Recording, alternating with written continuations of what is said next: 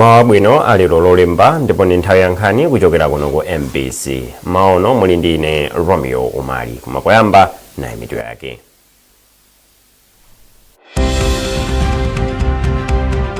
Boma layamikira kampani zimene zikuthandiza kutukula luso la sayansi pakati pa ophunzira asukulu za sekondari mdziko muno.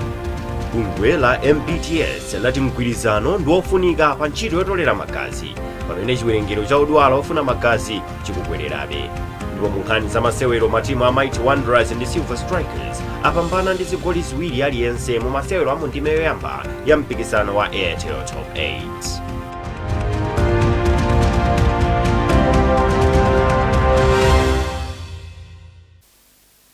Nduna za maphunziro sayansi ndi luso a Bright Msaka yayamikira kampani zimene zikuthandiza pa ntchito yopititsa patsogolo luso la sayansi pakati pa ophunzira asukulu za sekondari mdziko muno. Amsaka anena izi mu mzinda wa Lilongwe pa chionetsero cha chaka chino cha luso la sayansi pakati pa ophunzira asukulu za sekondari amchigawo cha zamaphunziro cha Konzambwe kwa bomali. Zambiri mu ripoti ili. Chionetserochi akuti ndi njira imodzi yopititsa patsogolo maphunziro mdziko muno komanso kuyika maziko abwino a ntchito za sayansi pakati pa ophunzira kuti azitha kugwiritsa ntchito sayansi popititsa patsogolo chitukuko mdziko muno. Poyankhula pa msonkhanowu, Amsaka ati dziko la Malawi likuchilimika kukweza umoyo wa achinyamata poonetsetsa kuti achinyamata akugwiritsa ntchito luso ndi sayansi pothana ndi mavuto omwe akukumana nawo m'madera awo komanso mdziko lonse. Malinga ndi Amsaka, ntchito za luso la sayansi zomwe ophunzira anaonetsera pa msonkhanowu ndi chitsimikizo kuti tsogolo la dziko lino lili m'manja mwa achinyamata ndipo ndi lowala. Iwo apempha adindo kuti athandize kukuza ntchitozi kuti zifikire patali komanso kubala zipatso zochuluka. Zimene taona lero ndi zimene zimafunika kuti dziko lizipanga. Chofunika apa ndi kuti zathu ama industries kuzera mu National Commission for Science and Technology atenge ma ideas amenewa kuti apitise pano ma factory ndi ma industries kuti dziko lipindule kuchokera kwana akuno ku Lilongwe Rural West. Ndiye muganize kuti izi ndi nzeru za ku Lilongwe Rural West wekha nanga kuli bwanji ma division onsewa Malawi muno. Mawu ake mmodzi mwa akuluakulu ku kampani ya Solvent Services a Maxwell Kazako ati bungwe lawo posachedwapa likhala likugwira ntchito limodzi ndi sukulu zina za ukachenjede za mdziko muno pofuna kupititsa patsogolo ntchito za mtunduwu. Mogwirizana ndi bungwe loyang'anira makampani a mining imene li Malawi Chamber of Mines and Energy tigwira limodzi ntchito ndi ma investors monga ngati Mobas komanso Mast phatikizanaso ndi anzathu ativeta kuonetsetsa kunena kuti curriculum yawo yaonedwanso kawiri kuti maphunziro awo okhudza ndi zinthu zokhudza ndi mining anthu ndithu aphunzire ma mining methodology apanopa. Mkulu wa bungwe loona za luso la sayansi la National Commission for Science and Technology a Philip Nyoni alimbikitsa adindo kuthandizira kupititsa patsogolo ntchito za luso la sayansi pakati pa ophunzira kuti ntchitozi zifikire patali. Pali mavuto ena amene timakumana nawo as a nation ngati dziko koma achinyamata amene abweretsa ma solutions to zimenezo koma zikufunika kuti zero zimene abweretsa zipangidwe improve to a larger scale kuti anthu ena mwina azapindule kwambiri ndi zero zimene achinyamata amene ali nazo. Chionetserochi chinabweretsa pamodzi ophunzira sukulu za sekondari zosiyanasiyana za mchigawo cha Kumzambwe kwa boma la Lilongwe omwe anaonetsa ntchito za luso zomwe akuchita. Nduna ya za maphunziroyi isanafike pa chionetserochi inayendera kaye maofisi a kampani ya Solvent Services komanso kukambirana zina ndi zina ndi akuluakulu ena a kampani zokhudza ntchito yawo. Bungwe la National Council for Higher Education nche lalimbikitsa sukulu za ukachenjede mdziko muno kuti zidzipereka ukadaulo oyenera umene ungathandizire ophunzira pa chitukuko cha dziko lino. Mkulu wa bungwe la nche a Ignacio Malizani Jimu wanena izi pa maphunziro amomwe sukulu za ukachenjede zingachitire kafukufuku wamomwe ophunzira ake akuchitira. Zambiri mu ripoti ili la Trust Office. Maphunziro amasiku atatu okhuza kafukufuku momwe sukulu za ukachenjede zingachitire poziwa zomwe ophunzira awo akuchita ali ngati nsanamira zothandiza sukulu za ukachenjedezi kudziwa ngati maphunziro awo akuthandizira chitukuko cha dziko kapena ayi. Mkulu wa bungwe la National Council for Higher Education nche Amalizani Jimu apempha sukulu za ukachenjede mdziko muno kuti ziyesetse kuthandizira dziko lino kuchita bwino pa ntchito za luso la makono komanso chuma. Pali masukulu omwe ndithu ayikapo chidi popititsa patsogolo maluso za ulimi amene watithu tiwayamikire kuti akutero. Ndikumabe ndikofunikirabe kuti athe kuchitapo kuonjezera pamene akuchitapo kuti ndithu athe kufikira pa mlingo woyenera potengera kuti nyengo ikusintha imene kuti climate change komanso ndikhumbo ndithu kuti ulimi usangokhala pa level ya kuti anthu angofuna kulima tapeza chakudya koma kuti ndithu athe kupeza ndalama. Ndipo mmodzi mwa anthu omwe akutenga nawo gawo pa maphunzirowa amalango mlanjira atsindika kufunika kwa maphunzirowa poonetsetsa kuti sukulu zokachenjede zopereka maphunziro oyenera. Maphunziro ndofunika kuti athandiza kuti mauniversity azichita kauniuni kuti aone kuti kodi masewenta awo aja zokayendera bwanji kusumira naphunzira icha ndi aphindu nangoti achita improve kuti ena amene akubwera mbuyo zakhale bwanji aphunzira sinu maphunziro ngati amene wawa. Maphunzirowa akuyembekezeka kupereka ukadaulo kwa momwe sukulu zokachenjede zingachitire kafukufuku yemwenso ndofunika kuziwitsa makolo a ana pa sukulu zoyenera kutumiza ana komanso maphunziro oyenera kusankhira mwana wawo. Trust Office, MBC, Lilongwe. Akuluakulu za maphunziro ku chigawo chakumwera cha Kunzambwe atsindika kufunika kwa mgwirizano pakati pa sukulu zaboma ndi zimene sizaboma pofuna kuti ophunzira mu sukuluzi azichita bwino kumayeso aboma. Mkulu wa maphunziro mchigawochi Maifegi Mphasi Mwale wati kukonza njira zapadera zosamitsa mgwirizano komanso kupititsa patsogolo maphunziro mderali. Makamaka anati akukonza njira zapadera zosamitsa mgwirizano komanso kupititsa patsogolo maphunziro mderali. Chisomo break wafika ndi zambiri mu ripoti iyi.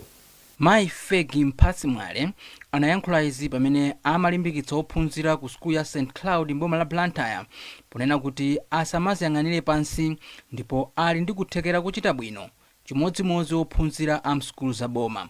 Mai Mwale anati kugwira ntchito yotukula maphunziro limodzi mchigawochi kuchititsa kuti aphunzitsi azigawana upangiri ndipo kuti wophunzira akulandira maphunziro ofanana.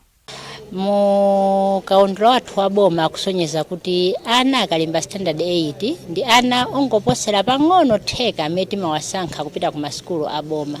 Kotero masukulu a private amenewa amatenga ana ena aja osalira ndezikatero nsanamira imodzi ya maphunziro imene ili kukuza chiwerengero cha ana opita ku masekondale posatengera kuti anawo ndi achipembedzo chanji ndi mtundu wanji ndi opeza motani ikupita pasogolo. Andi zikatironso nde kuti kalondolondo wathuja Malawi 2063 tinkwanirisa malingana ndi kuti amanena zakhala ndi anthu ophunzira oziwaso maluso ndi ntchito zawo. Ndipo wapampando wa komiti ya akuluakulu oyendetsa sukulu ya St Cloud a Friday kumitengo anayamikira thandizo lomwe amalipeza ku nduna za maphunziro ponena kuti cholinga chachikulu ndi kuonetsetsa kuti ophunzira akupeza maphunziro abwino posatengera kuti ali ku sukulu ya boma kapena ayi. Ife cholinga chathu ngati masukulunso a private kapena ngati sukulu ya private ndi kuthandizira boma kuphunzitsa anthu ake. Timadziwa kuti boma singachite zonse palokha limadaliranso anthu ena amene angakwanitse kulipanga support boma. So ifeyo tikubweramo kuthandizira boma kuti tiphunzitse mtundu wa Malawi. Ndi chifukwa kenso mukonanso kuti bomaso nalonso likutipanga support kuti ifeyo zolinga zathu ndi zolinga za boma zonse zikwaniritsidwe. Ndipo mmodzi mwa ophunzira pa sukulu ya St Cloud Naomi Kathumba anati chifukwa cha mgwirizano wabwino ophunzira akupeza mwayi wochitira zinthu pamodzi.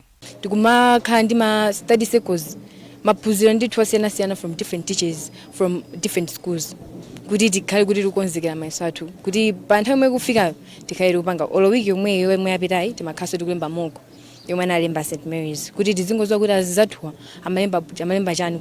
Zotsatira za mayeso a form 4 za chaka chatha chigawo cha zamaphunziro cha Sweden chinali pa nambala yachisanu ndi chimodzi pa mndandanda wa zigawo za maphunziro mdziko muno. Chisomo break, MBC, Blantyre.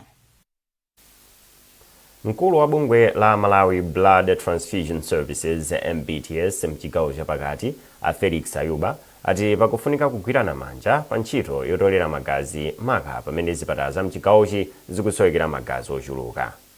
Ayuba anena izi ku Lilongwe pamwambo mene bungwe la Export Development Fund linapereka katundu othandizira pa ntchito yotolera magazi. Zambiri mu ripoti ili la Mphatso Mataya limene akuwerenga ndi Patrick Dambula. Atalandira katunduyi, Ayuba auza MBC kuti bungweli limafunikira kutolera magazi opitirira ma uniti 1200 pa sabata kuti likwaniritse zosowa za mzipatala zonse mchigawo chapakati. Iwo ati National Cancer Center yokha imafunikira ma uniti amagazi okwana 300 pa sabata. Ayuba anenanso kuti nthawi zambiri bungweli limalephera kukwaniritsa cholinga chake chifukwa cha kusowa kwa zipangizo zofunikira pa ntchito yotolera magazi. Takhala tikumana ndi mavuto okhuzana ndi zipangizo zogwiritsa ntchito makamaka kumbali ngati ya matenti amene amatipasa shelter pamalo amene tikutolerapo magazi. Monga mukudziwa munthu akamapereka magazi sakuyenera kukhala pa dzuwa, pamasoweka pakhale pa mthunzi wabwino. So thandizo limene apereka a Export Development Fund lichita kwakukulu, lithandizira kuti tigwiritse ntchito matimu onse apite ku mafiudi kokatolera magazi, pamapeto pake tithane ndi kufunikira kwa 1200 units amagazi. Mkulu wa bungwe la Export Development Fund Frederick Chanza anati kupereka thandizoli ndi chitsimikizo kuti bungwe lawo limayamikira mphatso ya moyo komanso likukumbutsa anthu udindo omwe ali nawo popereka magazi. Ndifokondwa kupereka katundu ameneyi chifukwa tikaonetsetsa china chilichonse chimene timachita mdziko lino, kati ndi mabizinesi, ndi zintchito, china chilichonse ndizokhudza anthu. Popanda munthu zonse nzachabe. Ndiye tikakamba za anthu tikukamba thanzi lawo, moyo wawo, ndi moyo wa munthu uli mmwazi. Choncho ife ntchito imene timagwira ngati Export Development Fund tikufuna anthuwo. Thandizo lomwe aperekali ndi la ndalama zokwana 14 miliyoni kwacha, ndipo pali zinthu monga mipando, matenti, makina othandizira kuyeza kuthamanga kwa magazi ndi zina zothandizira ntchito yotolera magazi. Nkhanizi zikuchokera kuno ku MBC. Tiyentionenso mitu yake. Boma layamikira kampani zimene zikuthandiza kutukula luso la sayansi pakati pa ophunzira asukulu za sekondari mdziko muno. Bungwe la MPTS lati mgwirizano ndi wofunika pa ntchito yotolera magazi pamene chiwerengero cha odwala ofuna magazi chikukwererabe.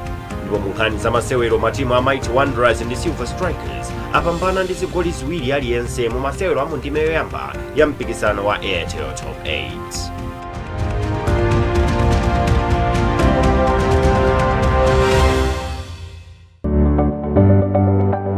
Sabata ino mu program ya Woman Talk. Kodi ngoyenera kuti munthu amene ali kunja afuna upanga unkhoswe koma akulephera kuti mwina angabwere kunoko mchimwene wake azimuyimirira?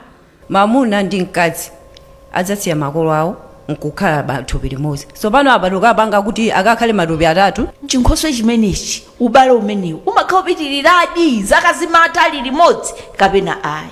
Tikutengeka sali kunja. Ndero wanoja wakhudula luzinthu. Makamakazi maifena amene makhala ndi mphuma kwambiri. Mwanayi wakhalitsa akwatiwe. Ndikuchita manyazi. Kuchita manyazi bwanji m'Bible munalibe anthu oti sanakwatiwe. Ine kumene kundikuona ngati kuti ndikuyamba zinthu zosatheka. Ngati lokutha lilere kutha basi tivomereze.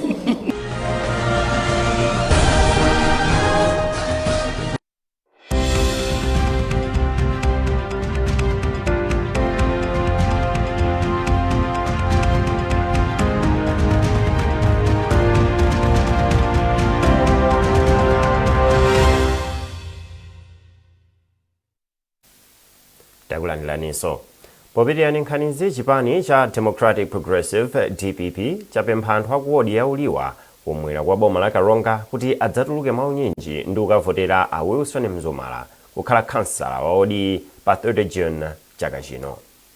Wachiwiri kwa mtsogoleri wa chipanichi ku chigawo chakumpoto Ajapi Mhango yemwenso ndi nduna za mtengatenga ndi amene anena izi ku Chisumbu pa misonkhano yokopa anthu pa chisankho chapadera chimene chikudzachi. Ludovico Nyurenda ali ndi zambiri mrepoti ili. malo omwe chipani cha DPP chinachitisa misonkhano yoyimayima ndi Hangarawe, Galileya, Thunduti, Mazungumika, Katamba Bantu, Thukutu. Ndipo mapeto pa misonkhanoyi anachitisa msonkhano waukulu pa Chisumbu ku derali. Poyankhula pa msonkhanowo, amuhango anapempha anthu akuodi ya uliwa kuti adzapite mwaunyinji malo oponyera voti ku derali pa 30 June ndi kuzavotera kansala wa chipani cha DPP a Wilson Mzumara. Amuhango anatinso kusankha Mzumara ndiye kuti anthu akuderali adzakhala ndi mwayi waukulu wopeza chitukuko mosavuta kudzera mu thumba la chitukuko chakudera la phungu la Constituency Development Fund CDF. Masiku opanga oti anthu akavote kuno kuliwa ayandikira voti ili pa 30. Tinabwera kuno kuliwa lero kusapereka uthenga umodzi wa president kuti anthu akuno adzadzuke pa 30 mu unyinji wawo apite akamponyere voti kansa Mzumara. Pali zifukwa zingapo. Choyamba kansa Mzumara si mlendo kuno, kwa ndiko kuno anakhala pakale pa kansalala chito akudziwa kale. Gavana wa chipani cha DPP kuchigawo cha kumpoto a Christopher Mzomera Ngwira anafotokoza ndondomeko yomwe akutsata pa misonkhano yokopa anthu. Tinakonza kuti ifeyo ndamene tiziyenda kumakapeza anthu mu malo omwe ajaja amavotera muja kuti talongosolere chifukwa chiyani aina kuti avote abwere adzavote pa malo paja. Komanso timalongosolera ubwino umene angakhale nawo ngati iwo aja abwere kudzavota. Ndi tayenda malo ambiri cholinga chakuti ife ndamene tiyende tikapeze anthu amene tikufuna kuti ativotere. Naye wachiwiri kwa mkulu ku komiti ya amayi Amartha Mzomera Ngwira omwe ndi wachiwiri kwa nduna yoona kuti patsamakhale kusiyana pakati pa amayi ndi abambo, ana, anthu aulumali komanso chisamaliro cha anthu, anati amayi ndi achinyamata kuderali ayenera kuzavotera a Wilson Mzumara kuti azathe kupindula kudzera mu thumba la CDF. Ndasindika kwambiri kuti azimayi amvotere Mzumara kuti ngati boma amene lakonzera through CDF kuti constituency ina iliyonse ilandire 5 billion kusonyeza kuti mzimayi wina aliyense muno Malawi apanga access kuti apeze nawo loan imene. Pa misonkhanoyi mafumu akuderali alonjeza kuti anthu akuderali adzavotera a Mzumara kamba ka ntchito za chitukuko zomwe Profesa Athapita Mutharika akuchita kuderali. Pa msonkhano wa pa Chisumbu panafikanso nduna yakale ya chinyamata ndi za masewero Auchizi Mkandawire yemwe ndi phungu wakale wa dera la kumwera kwa boma la Karonga ndi ena. Rudoviko Nyerenda, MPC Karonga. Wapampando wa msonkhano wa atsogoleri otchedwa Dynamic Leaders and Gatekeepers Forum Azaki Kawalala apempha achinyamata mdziko muno kuti atengerepo phunziro momwe zinthu zakhala zikuchitikira kuchokera mibadwo yakale pofuna kukonza maziko atsogolo abwino. Akawalala amalankhula izi pa msonkhano wa atsogoleriwa ku Lilongwe. Olive Perry walemba ripoti limene akuwerenga ndi Lonjezo Msodoka. Msonkhanowu unabweretsa pamodzi akuluakulu a boma, amabungwe omwe si aboma, achinyamata ndi adindo ena kuti akambirane zokhudza ulamuliro ndi chitukuko cha dziko. Wapampando wa Dynamic Leaders and Gatekeepers Forum Azaki Kawalala anati atsogoleri m'magawo osiyanasiyana monga mboma, m'mipingo komanso ochita malonda akuyenera kumayankha momwe akuchitira zinthu komanso kulandira upangiri wa utsogoleri. Akawalala kenako anapempha achinyamata kuti azitengera chikhalidwe chabwino chokhacho ndi kupeza njira zamakono zothanirana ndi mavuto omwe dziko la Malawi likukumana nawo. Tiapatsire atsogoleri amene timati amawa nawonso atenge gawo posintha dziko lathu. Koma nkulankhula kwanga lero nachita focus kuti kodi tikuwapatsira chani, tili ndicho yenerera choti tingapatsire achinyamata. Mmodzi mwa anthu omwe analankhula pa msonkhanowu ndi mmodzi mwa anthu ochita malonda a Napoleon Dzombe omwe anatsindika kufunika kwa nzeru ndi kuphunzira zinthu kwa anthu anzeru kamba kuti zimathandizira pa chitukuko komanso mabizinesi kupita patsogolo. Munthu amakhala ngati kompyuta amene information iliyonse imayituchita feed in ndiye tsopano mwake ukamakhala na anthu anzeru ndoti umakopera zimene anthu anzeru akupanga ndiponso umakopera amene amaganizira kotsizira kwake umakhalanso ngati omwewo.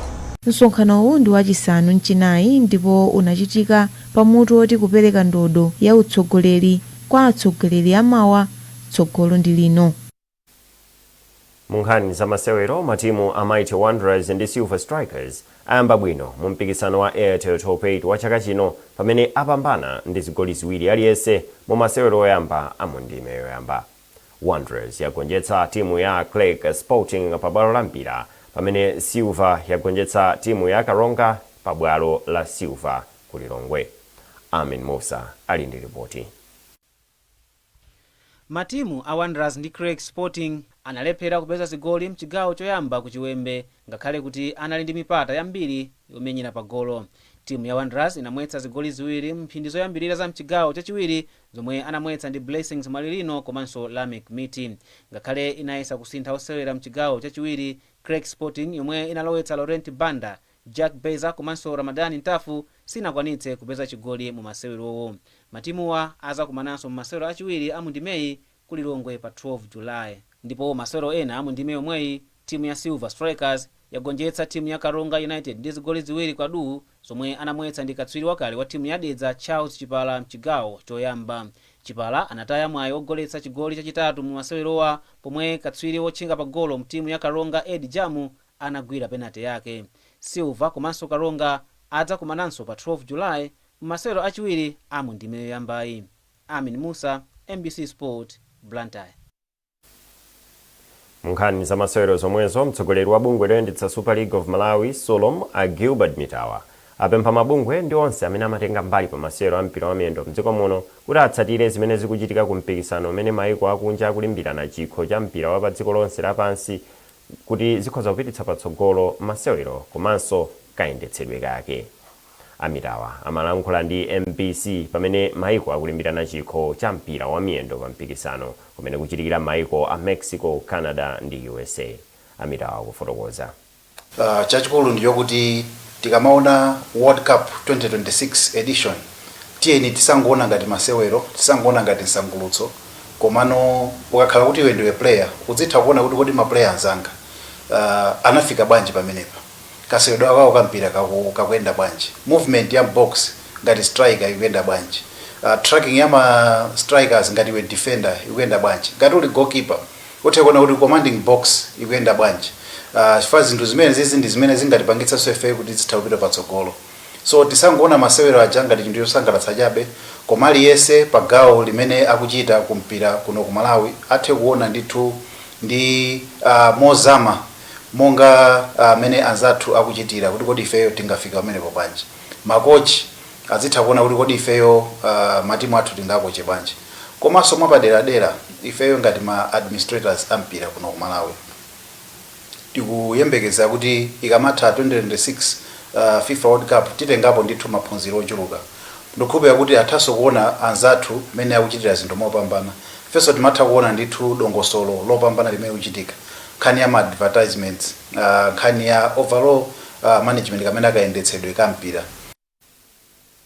Pomaliza nkhanizi na insomitu yake. Boma layamikira kampani zimene zikuthandiza kutukula luso la sayansi pakati pa ophunzira sukulu za sekondari mdziko muno. Bungwe la MPTS lati mgwirizano ndi wofunika pa ntchito yotolera magazi pamene chiwerengero cha odwala ofuna magazi chikukwererabe. Ndipo munkhani za masewero matimu a Mighty Wanderers ndi Silver Strikers apambana ndi zigoli ziwiri aliyense mu masewero a mundime yoyamba ya mpikisano wa Airtel Top 8.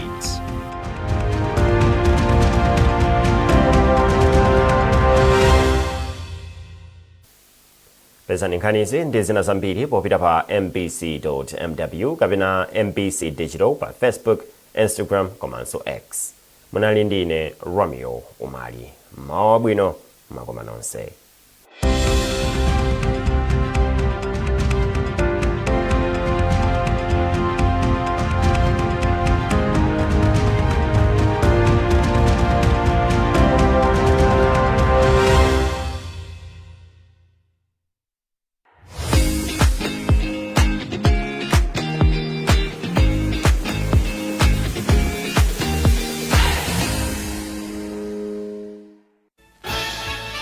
Something big is coming on NBC. Not what you've seen before. A new force is about to hit the